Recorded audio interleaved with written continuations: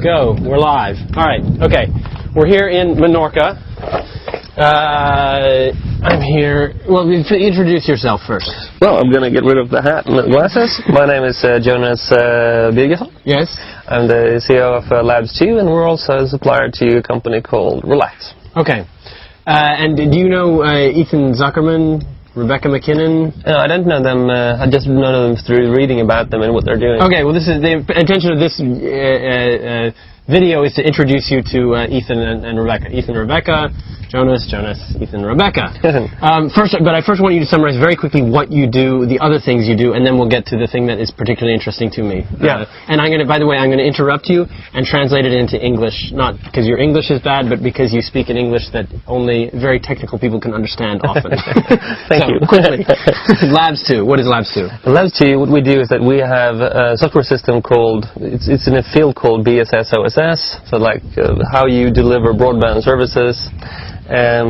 Software. On top of that, we run a company called Via Europa that we're providing what we called broadband infrastructure 2.0, basically. So we're giving people gigabit in their apartments. We're giving them. Okay. So in English, this means that you're providing fiber optic cables into people's apartments.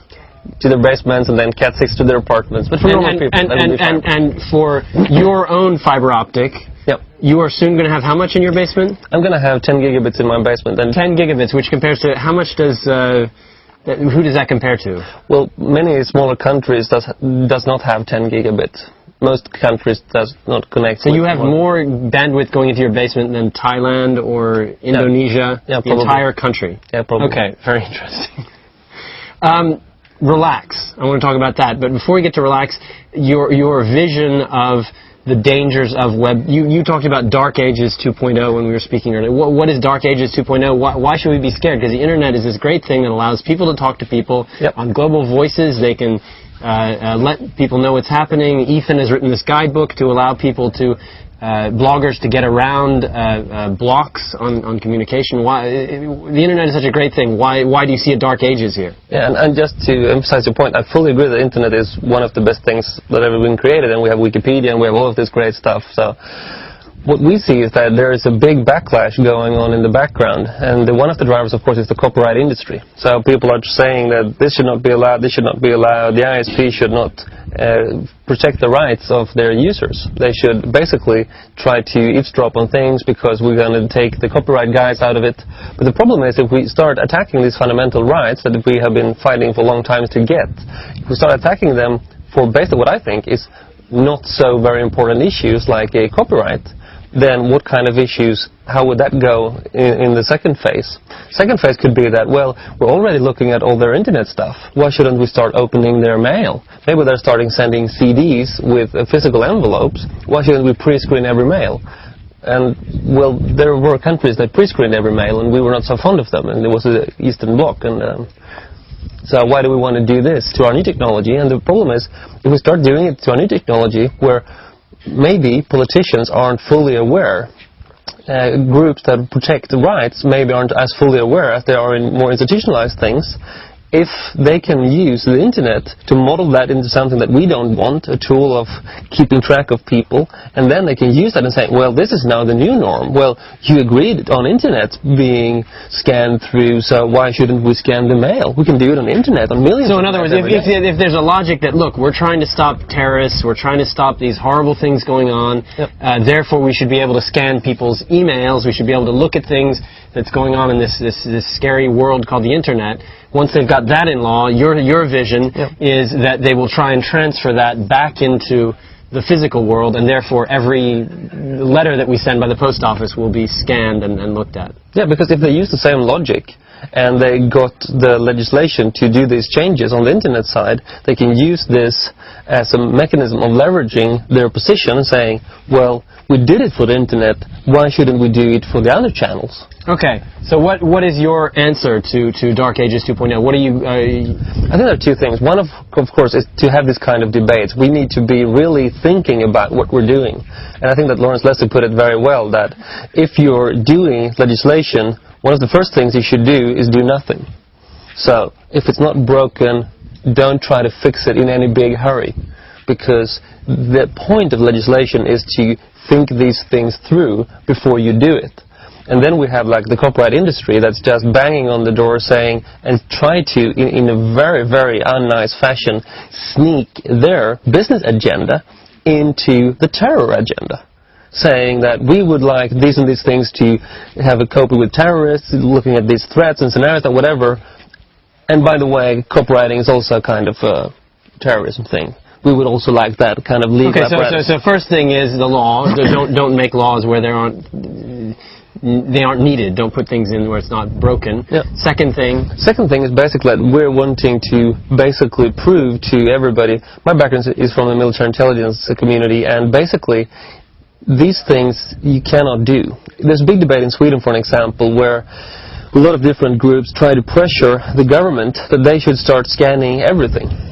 And the beautiful part of being part of the military intelligence community is that if you scan everything, it's like scanning nothing. Because if you scan everything, you have all information, but how can you get the relevant information at the relevant point in time? What you want to do, basically, in the traditional school, is that you want to identify the 100, 200, 300, maybe, people that are dangerous, and keep good track of these people. Not saying, oh, we have 300 people that we potentially have a threat situation about, let's scan everything that 9 million Swedes do every day. Because if we need the relevant information about these 300 people, the big picture. Okay, so what is it? What is the second part? The second part is that we're doing a lot of initiatives to prove that they can do it.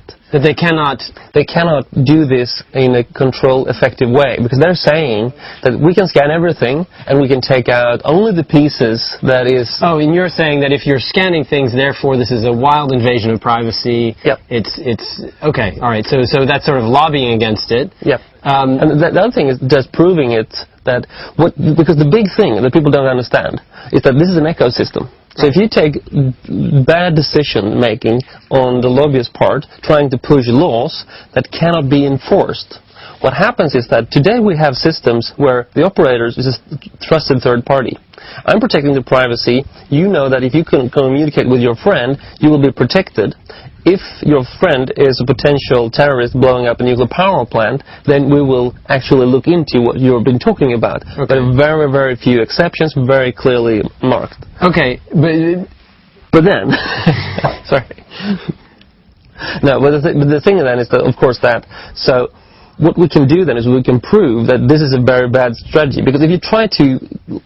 Right, okay, well, you're proving that the strategy doesn't work. Yep. One, don't make the laws you don't need. Yep. Two, show how this is a bad idea anyways because it doesn't actually work. Yep. And, I mean, maybe three is that relax?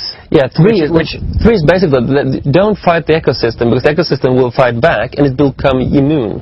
It's like, don't use the best penicillin you have on a broad daily base, because it will just have no effect on the long run. And the penicillin you're talking about is Relax, is that? What we're doing, we created a service called Relax. Okay, well, this is now, wake up, children, watch the TV. This is the interesting part of our show, which is, that was all introduction to Relax, yep. Which is a very interesting service that allows you to... Basically, you create an internet on top of your internet. And that sounds nerdy, but... Yeah, given in human language. In human terms, that means I don't want anybody to know what I'm looking at. I'm in a country where I can't look at YouTube. I am in Thailand. I am in Turkey. I can't look at YouTube. I want to look at YouTube. What can I do? Basically, you use your computer to create what's called a VPN. So you use an encrypted tunnel. And this is very, very simple. It's already inside your computer if you have a PC, Mac, or Linux. You just connect to this website. Which is spelled? Relax with 2 Ks. RELAKKS, Relax. And I go to Relax, yep. And then you follow simple instruction. Basically, there's a guide where you install on your PC. You don't need to install anything, basically. So there's a thing that you put in saying, I would like to do this kind of connection. You put in an IP number, and then you can try the service out. And what happens is that your IP number does not now go straight to the internet. It goes straight to Relax, where the IP number being the number that identifies me as Tom Crampton. Yep. Traceable. So I'm identifiable to Relax as Tom Crampton. Yep. But then once I hit Relax and go to YouTube, what happens? Yeah, so instead of having a point A to YouTube, we get a point A to Relax. Relax then goes to YouTube. And whatever is happening outside on the internet through Relax, nobody else can have any opinion about. So you get a Swedish IP number doing your things on Relax, which means that we could, if there was a potential threat, connect the two dots saying that this was actually Tom Crampton, he was using the Swedish IP number to do this and that, but we don't do that except for the things that are in Swedish law, and that's basically threatening the country or blowing up power. Okay, well, that's I want to get to that in a second, which is how you can make that link one-to-one. But I want to come back to the first thing. Yep. I'm the government of Thailand. I really don't like people looking at YouTube. Why can't I just stop anybody from going to Relax? Yeah, the thing is, you can stop them to going on the website, but then we would just put up another website. So they're not trying to stop the website. What they're trying to do is that they're trying to stop the IP numbers coming from Thailand to Relax, but then we can just change them. So this is like a thing going back and forward. They try to block us, we just unblock. But for the end user, so talk to me about the blocking and unblocking. When did you launch this site? I don't know. It's maybe a year ago. A year ago, and has there been a lot of traffic? Has there been patterns to the traffic? Yeah, and there's been a lot of patterns. And we got some American scandals to help us launch the service.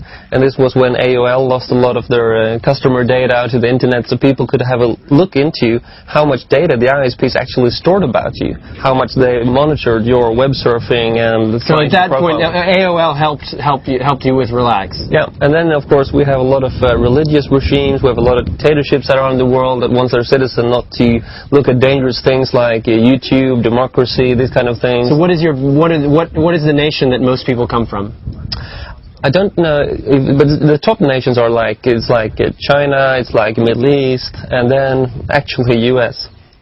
And when people, I mean, does news affect this? If YouTube is banned, does it increase the traffic? Definitely. We're having a joke in the office of saying that Relax is kind of a dictatorship monitor, because when somebody out there tries to block something on the internet, we can immediately see. So when the military regime in Thailand said YouTube is off the list, immediately we got a lot of Relax customers in Thailand. That's a great idea. Can you do a monitor easily? Could we do like a little monitor showing where people are coming to Relax? Yeah, and the interesting thing could be that you could see now these guys are putting more and more repression on their digital stuff in that country. Right. That you could follow that very easily. Okay, which I love the model of this, but I want to now attack Relax. Sure.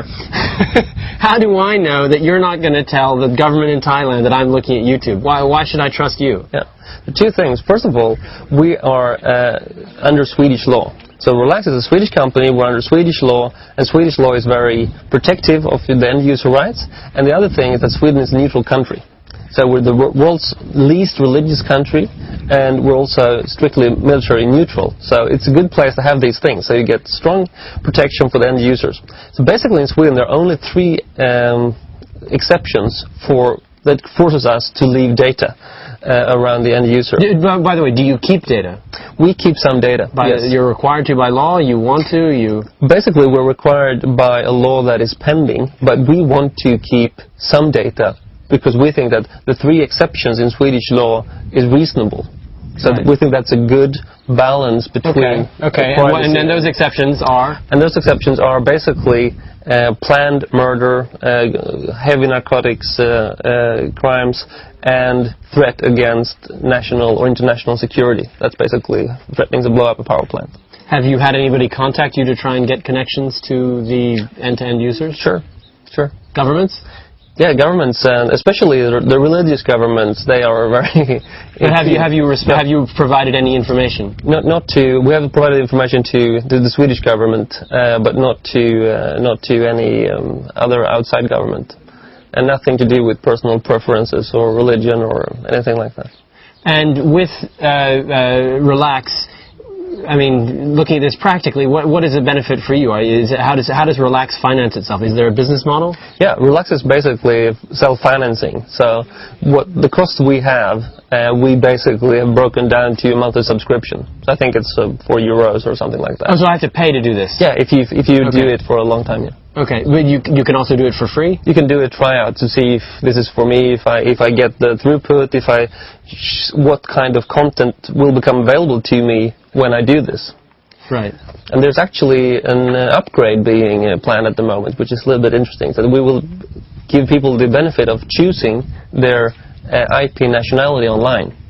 So today we only give them Swedish IP numbers, but we will create a service where you can choose other IP numbers, because the interesting thing with this is that you will see, and this is one of the things that we will criticize about the new medieval network, and that is that if you have different IP numbers, you will see that information is targeted to you in different ways. Because okay. So if I search on Google from France, I'm going to get different return and results than if I look on Google from another country. So now, thanks to Relax, I can pretend to be any nationality I want. Yeah. So for example, what is the American perspective on this? What is the Chinese perspective on this? And by changing IP numbers, I can actually see what they can see or what they cannot see in that country. And that can be a really eye-opener for that. Internet is not, as it should be, one neutral platform. It is actually many different platforms being targeted to different national target groups. How many users do you have of Relax? It's not official, but it's around 50,000 users. Around 50,000 users per day, per month? No, that's a monthly subscriptions. Then we have trial users and things like that. Excellent. Okay. All right. Thank you very much, Jonas. Thank you. And we will join this rest of this day in Menorca. Thank you.